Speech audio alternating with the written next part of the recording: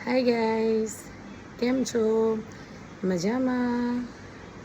આજે સવારે મારે જે બ્લોગ બનાવવાનો હતો, સોરી એ બની શક્યો નહીં.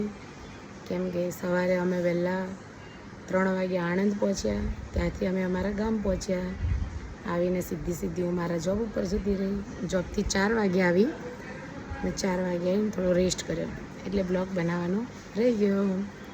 અત્યારે બ્લોગ બનાવું છું. બ્લોગમાં તો બહુ ખાસ છે નહીં, થાકી ગયા હતા એટલે રેસ્ટ કર્યો છે.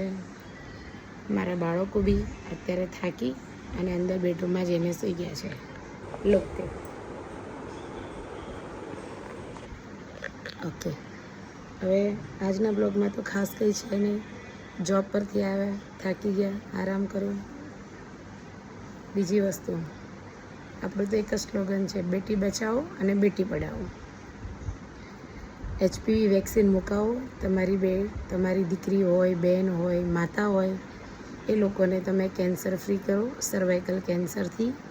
જે તમારી જવાબદારી છે. મા હોય તો દીકરીની જવાબદારી છે, હસબન્ડ હોય તો એના પત્નીની અને એના માતાની જવાબદારી છે, ભાઈ હોય તો એના બહેનની જવાબદારી છે. આ જવાબદારી એક પૂરી કરો. HPV વેક્સિન લગાવો અને હરેક દીકરી, હરેક માતા અને હરેક બહેનને સર્વાઇકલ કેન્સર મુક્ત બનાવો. જે સુવિધા આપણા દેશમાં છે.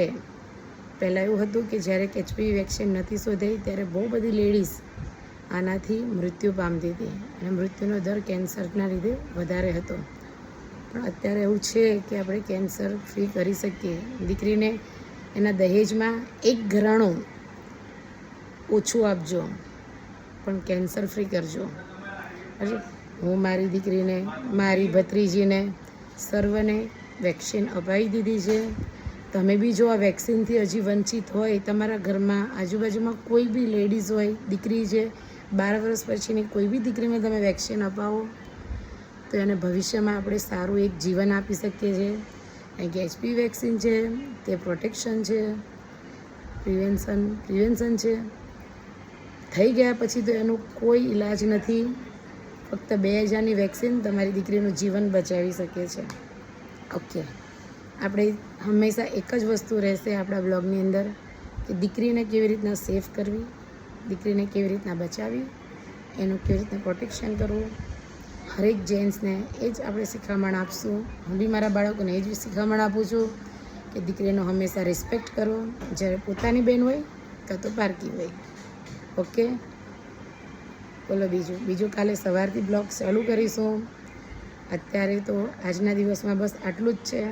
ફક્ત બેટી બચાવો, બેટી પઢાવો અને હરેક દીકરીને સુરક્ષિત રાખો. રાધે રાધે, ગુડ નાઇટ, જય શ્રી કૃષ્ણ.